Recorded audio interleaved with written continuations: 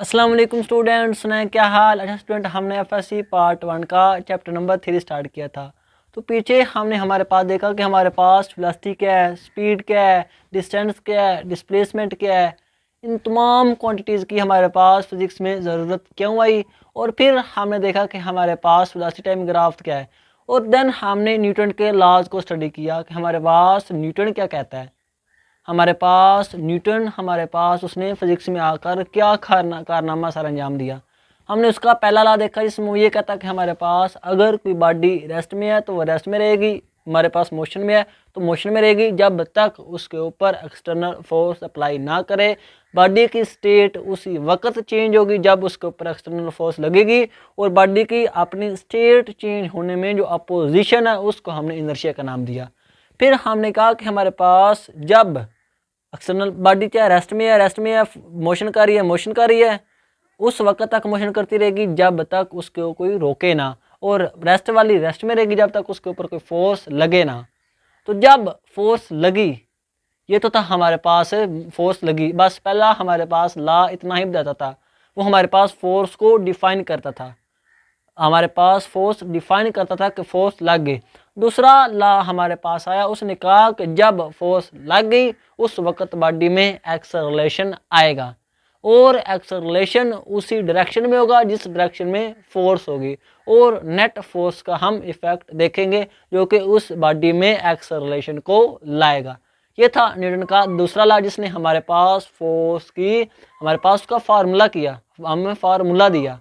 पहले लॉ ने सिर्फ उसको डिफाइन किया, दूसरे लॉ ने उसको हमारे पास आकर उसका फार्मूला दिया। अब हम देखेंगे कि न्यूटन का तीसरा लॉ क्या कहता है। न्यूटन का जो थर्ड लॉ था है तो छोटे छोटे, पहली बिल्कुल छोटे सा स्टेटमेंट, दूसरा छोटा सारा फार्मूला, लेकिन इनके पीछे फिजिक्स बहुत सारी थी, तभी हमारे पास ये न्यूटन के लॉ आए।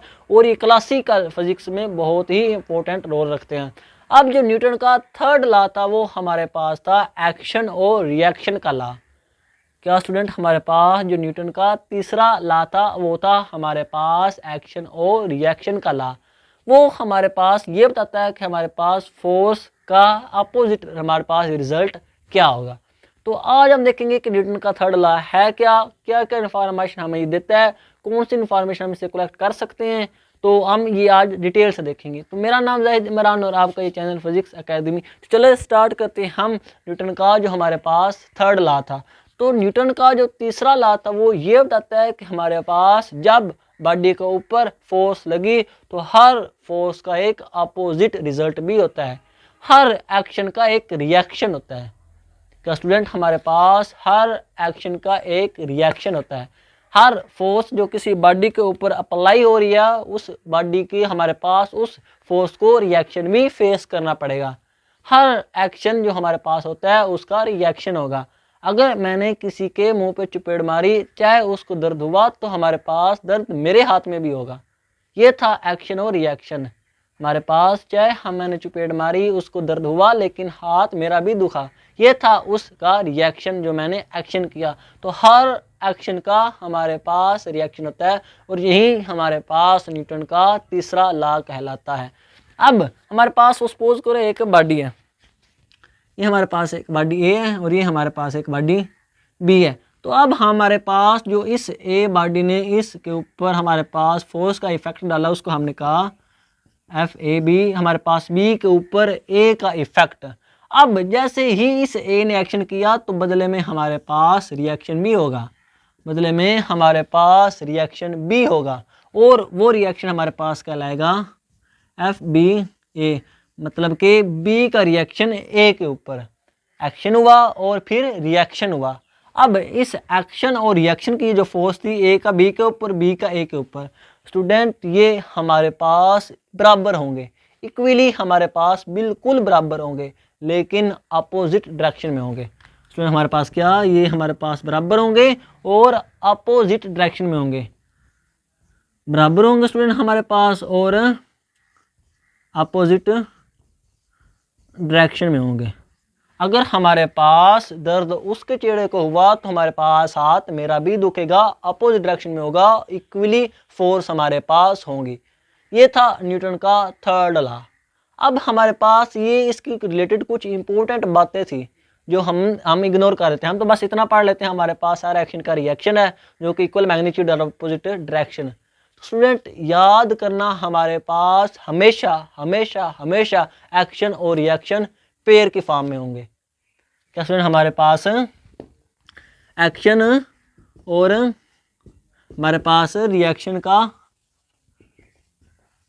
पेयर होगा, वो हमारे पास पेयर की फॉर्म में होंगे। जैसे मैंने उसको चपेट मारी, वो हमारे पास फौरन उसने भी हमारे पास रिएक्शन दिया, तो वो एक्शन और रिएक्शन हमारे पास उसका एक पेयर बन गया। ये हमारे पास एक्शन और रिएक्शन पेयर की फॉर्म में होंगे। दूसरे ही हमारे पास जो इम्पोर्टेंट बात वो ये कि ये हमारे पास बहुत इंपॉर्टेंट बात न्यूटन के थर्ड लॉ के रिलेटेड कि हमारे पास न्यूटन का जो थर्ड लॉ है, जो फोर्सेस लगती हैं वो डिफरेंट बॉडीज़ के ऊपर लगती हैं। उसमें दो बॉडी इन्वॉल्व होती हैं डिफरेंट, एक बॉडी के ऊपर एक्शन और रिएक्शन कभी नहीं हो सकता। याद रखना, इंपॉर्टेंट एमसीक्यूज है ये कि हमारे पास एक बॉडी के ऊपर हमारे पास कभी भी हमारे पास एक बॉडी पर एक्शन और रिएक्शन कभी नहीं हो सकता। हमारे पास कभी एक्शन और रिएक्शन नहीं होगा। हमेशा हमारे पास एक्शन और रिएक्शन डिफरेंट ऑब्जेक्ट के ऊपर, डिफरेंट बॉडीज़ के ऊपर होंगे। अगर मैंने स्टूडेंट इसको ऐसे किया तो हमारे पास मैंने फोर्स ये लगाई, ये मेरी बॉडी होगी, और रिएक्शन आगे से व्हाइट बोर्ड ने दिया, ये हमारे पास दूसरा ऑब्जेक्ट था। एक बॉडी के ऊपर एक्शन और रिएक्शन कभी भी नहीं हो सकता। ये मैंने ऐसे किया, हमारे पास ये एक बॉडी, और इसने जो रिएक्शन पेश किया ये हमारे पास दूसरी बॉडी। तो एक्शन और रिएक्शन हमेशा हमारे पास एक बॉडी के ऊपर नहीं होगा बल्कि दो बॉडी के ऊपर होगा, और ये हमेशा पेयर की फॉर्म में होता है। हमारे पास एक्शन और रिएक्शन की फोर्स पेयर की फॉर्म में होती है, और ये इक्वली मैग्नीट्यूड होती है और अपोजिट डायरेक्शन होती है। तो ये था न्यूटन का हमारे पास तीसरा लॉ, जो कि हमारे पास फोर्स को बताता था कि हमारे पास फोर्स का रिएक्शन क्या है, हमारे पास फोर्स का रिएक्शन क्या है। अगर ये हमारे पास सपोज करो बॉडी पड़ी हुई है नीचे, तो हमारे पास ये अगर mg की फोर्स इसको नीचे खींच रही है तो इस बॉडी के ऊपर एक नॉर्मल की फोर्स ऊपर की डायरेक्शन में भी लगेगी जो इसको बैलेंस किए हुए है, जो कि रिएक्शन की फोर्स है। चाहे बॉडी रेस्ट में पड़ी हुई है लेकिन इसको रेस्ट में भी तो कोई रख रहा है ना। हर चीज़ को जो जिस स्टेट में है उसका काज हमारे पास कोई ना कोई फोर्स है। तभी तो न्यूटन के लॉ इतने फेमस हुए क्योंकि वो फोर्स को बता रहे थे, तीनों फोर्स के रिलेटेड थे, और फोर्स ही हमारे पास बेसिक चीज़ है। हर जब भी कोई चीज़ पढ़ते हैं तो फोर्स का जिक्र कहीं ना कहीं आ जाता है, न्यूटन के लॉज का जिक्र कहीं ना कहीं आ जाता है, उसको अप्लाई करना होता है। इसलिए क्लासिकल फिजिक्स में न्यूटन का लॉ बहुत इंपॉर्टेंट रखते हैं। तो जब हमारे पास बॉडी रेस्ट में है तो इसको भी रेस्ट में रखने के लिए कोई चीज़ है। हमारे पास ये अगर ग्रेविटी की फोर्स उसको नीचे की तरफ लग रही है तो एक नॉर्मल की फोर्स उसके ऊपर की तरफ लग रही है जो कि रिएक्शन की फोर्स है। ये एक्शन था, ये रिएक्शन था, जो कि हमारे पास इक्वली बिल्कुल बराबर थे और अपोजिट डायरेक्शन में थे। तभी हमारे पास इन्होंने एक दूसरे को कैंसिल किया और बॉडी ऐसे रेस्ट में पड़ी रही। ये था न्यूटन का तीसरा लॉ, जो कि हमारे पास फोर्स के रिलेटेड और बॉडीज़ की स्टेट को समझने के लिए हमें ज़रूरी था। तो आई होप आपके न्यूटन के तीसरे लॉ के रिलेटेड सारे कंसेप्ट क्लियर हो गए हैं। आज के लिए इतना ही, इंशाल्लाह मिलेंगे अगली वीडियो में। ओके, अल्लाह हाफिज़।